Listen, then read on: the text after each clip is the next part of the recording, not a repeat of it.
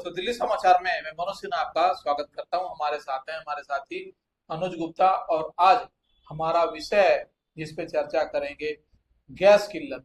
Gas किल्लत आखिर क्यों और कैसे आज पूरे देश में देखा जा रहा है, महसूस किया जा रहा है, उसकी एक वानगी बताते हैं।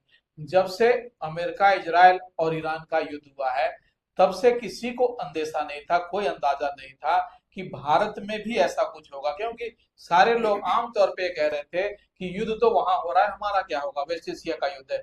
लेकिन आज वेस्ट एशिया का युद्ध न केवल इन तीन देशों में, बल्कि इसकी आग, इसकी चिंगारी पूरे दुनिया पर हावी हो चुका है। और भारत कैसे अछूता रह सकता है। ऐसे में आज गैस की किल्लत, बेशक जो सरकारी तौर पे जो प्रवक्ता हैं, जो नेता हैं, वो कह रहे हैं कि हमारे पास पर्याप्त साधन है, गैस उपलब्ध है।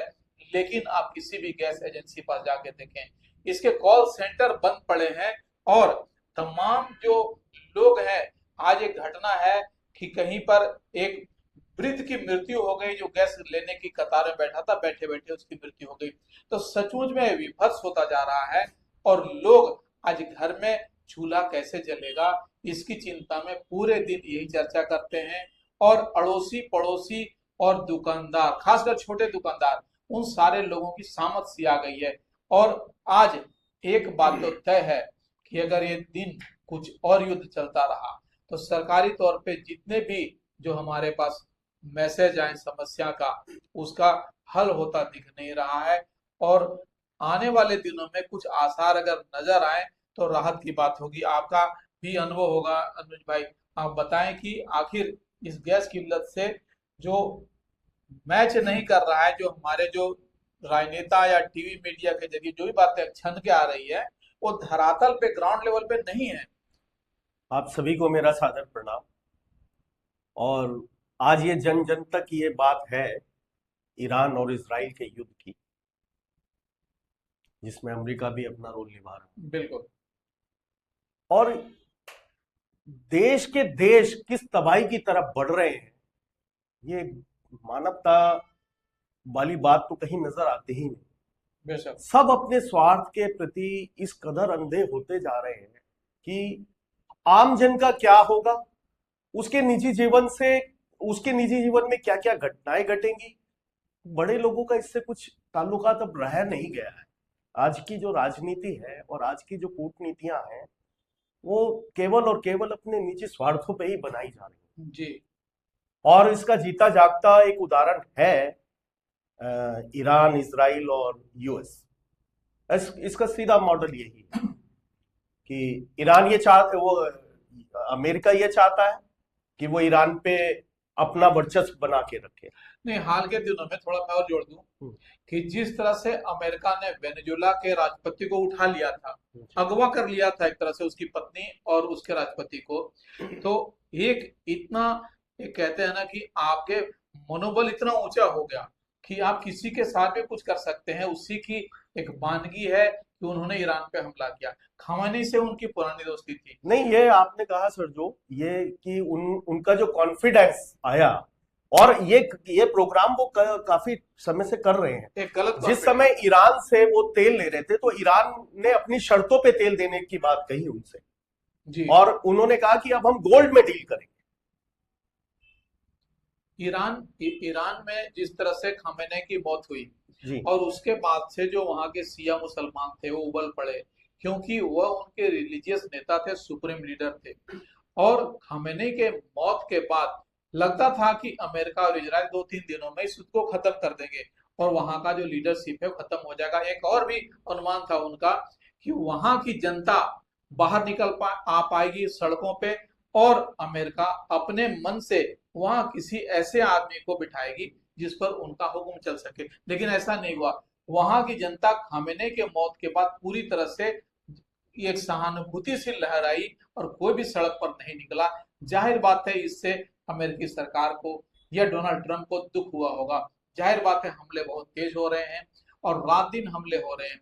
लेकिन आपको और बता दें कि आज अमेरिका और इसराइल भी पस्त नजर आ रहे हैं, क्योंकि आपकी एक क्षमता होती है कितना आप प्रहार करेंगे। अगर आप प्रहार कर रहे हैं तो बेशक ईरान मैं छोटी कंट्री है। आपने जो बात कही, मैं उसी चीज पे आ रहा था, बीच में आपने बात रखी कि अमेरिका का ही एक स्वार्थ है और इजराइल का भी एक स्वार्थ है, जी और उसी के तहत ये सब प्लान हुआ और आक्रमण हो गया। बिल्कुल। अब इसमें मानवता का किसने सोचा? कितने देश पर परेशान है आज? गल्फ कंट्रियां जितनी हैं, जो अमेरिका उनको ये कहता था कि हम आपको बचाएंगे, हम आपकी मदद करेंगे, वो अमेरिका भी उनसे दूर चला गया। दुबई पे आप देख लीजिए, कतर पे आप देख लीजिए, सेफ कंट्री मानी जाती थी। मतलब एक तरीके से कि अब उनको बचाने के लिए क्यों नहीं आ रहा है कोई? अब बात यह है कि अब उनको बचाने के लिए क्यों नहीं आ रहा है कोई? अमेरिका जो इस बात के लिए कहता था, इजराइल और अमेरिका एक दोनों एक ही बात कही जाए, क्योंकि इजराइल पे अगर अमेरिका ने कहा भी है कि अटैक होता है तो हम पे अटैक माना जाएगा। तो वही कारण है अभी, जैसे कि अब ये बात, और ये जल्दबाजी का फैसला था, ये डोनाल्ड ट्रंप का जल्दबाजी का फैसला था, और बिल्कुल जल्दबाजी। आज उनकी उस जल्दबाजी के नतीजे भी सामने आ रहे हैं। आखिर एक बड़ा सवाल आज सबके जहन में है कि अमेरिका ने अपने निशाने पे खामेनेई और ईरान को क्यों लिया? क्या उनकी कोई व्यक्तिगत दुश्मनी थी? तो अमेरिका की तरफ से जो कहा जा रहा है, जो अमेरिकी सरकार कह रही है, उनका कहना है कि खामेनेई एक ऐसा शासक था, निरंकुश शासक था, जो लगभग 47 सालों से ईरान में निर्दोष लोगों की हत्या कर रहा था, उन पे आतंक बरसा रहा था। इसलिए उस शासन को खत्म करना था और रिजीम चेंज करना था। लेकिन हमारे अनुज भाई का कहना है कि कुछ और भी कारण है। आप बताएं कि और दूसरे कारण आपको क्या है नहीं, लगता है? इसमें एक कारण जो सबसे बड़ा रहा है वो ये रहा है कि अमेरिका जिस तरीके से ईरान से तेल लेना चाहता था, जिन कंडीशनों में, उसने उसको मानने से स्पष्ट इनकार किया। उसने कहा कि अब हम आपसे जो भी डील करेंगे वो गोल्ड में करेंगे, और यही बात अमेरिका को चुभना था। इसी का ये पूरा एक खेल बनाया गया, पूरा परसेप्शन बनाया गया है। ऐसा नहीं है कोई एक दिन में ये हुआ। कई बार हमने सबने देखा कि ऐलान हुआ है अब अमेरिका हमला करेगा, अभी इजराइल हमला करेगा। ऐसा नहीं था कि अचानक ये सब कुछ हुआ है, लेकिन इसका एक बूम बनाया गया, और इसके अब अमेरिका अपने आप को डिफेंड करेगा ना, बोलेगा ना कि वो परमाणु के वहां पे उसको परमाणु बना रहा है, वो अवशेष मिल रहे हैं, या वो क्रूर शासक था। ये तो बहुत बहुत तरीके की बात है, लेकिन ठीक है, वो जो भी है, उससे पहले कि उनका एक अपना, वो तो 47 साल से, तो ये ट्रंप पहले भी तो 5 साल रह के गए हैं। उस समय तो उनको ईरान नजर नहीं आया कि वो इस तरीके की बात कर रहा है। 47 साल की तो एक बात कही जा रही है। ट्रंप की कई ऐसी बातें हैं जो मतलब सोचने पे मजबूर कर रही है कि ये वो कह क्या रहे हैं। डोनाल्ड ट्रंप का कहना है कि 47 साल से ईरान पर जो राज चल रहा था, खमेनी का चल रहा था, और मैं अमेरिका का 47वां प्रेसिडेंट हूं, इसलिए मैंने ये कसम उठाई है कि 47वें प्रेसिडेंट के द्वारा ईरान को मैं आतंक से मुक्ति दिलाऊंगा। बेशक ये बातें हैं, ये लच्छेदार बातें हैं, किसी के समझ में आए या ना आए, लेकिन आज इंसानियत का कत्ल हो रहा है, ये बात बिल्कुल खुलेआम दिख रहा है। और आज जिस तरह से जो हमारे जो यूएनओ है या दूसरी जो एजेंसियां हैं, जिसके तहत आज पूरे दुनिया का ये कहते हैं कि वो सुरक्षा या सिक्योरिटी का इंतजाम करेगी, आज सबको धत्ता बताते हुए अमेरिका और जो इजराइल है बेतहाशा ईरान पे हमले कर रहे हैं। मैं ये बिल्कुल और एक और बात थी, इस हमले का असर अब भारत पे आ गया है। आज 5-7 दिन से देश के अंदर ऐसी ऐसी एक स्थिति पैदा होती जा रही है। हालांकि लोगों को अभी इतना पैनिक करने की जरूरत नहीं है। भारत सरकार के पास में ऐसी व्यवस्थाएं हैं कि हम आराम से, लेकिन यह है कि थोड़ा वेस्टिंग से हम थोड़ा ध्यान देना है।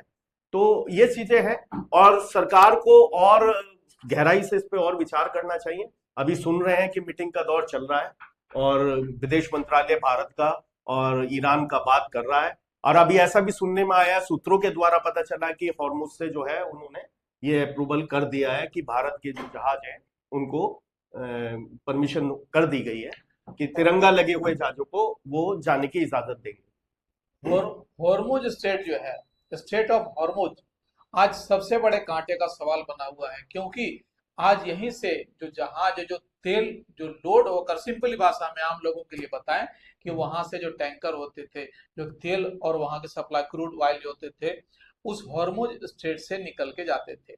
आज ये परमिशन सिर्फ रसिया और चाइना के पास है। जाहिर बात है कि जो दूसरे देश हैं उनमें तबाही मची हुई है। स्वयं डोनाल्ड ट्रंप ने कहा है कि अगर हमारे लिए जो स्ट्रेट ऑफ हॉर्मुज को अगर बंद किया गया तो और भी बुरे नतीजे होंगे, हमारे हमले और भी तेज होंगे। नहीं, उनका वहां पे पूरी तरीके से कब्जा है।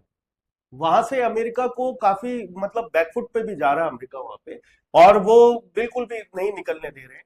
और विदाउट परमिशन उनके कोई भी जहाज वहां से नहीं निकल सकता। एक और चीज है, सूडान पे भी उन्होंने एक हमला किया है, मतलब वहां पे उनको भी एक संगठित किया है कि अगर वो वहां से भी जाने की कोशिश करेंगे तो वो उनको वहां से भी रोकेंगे।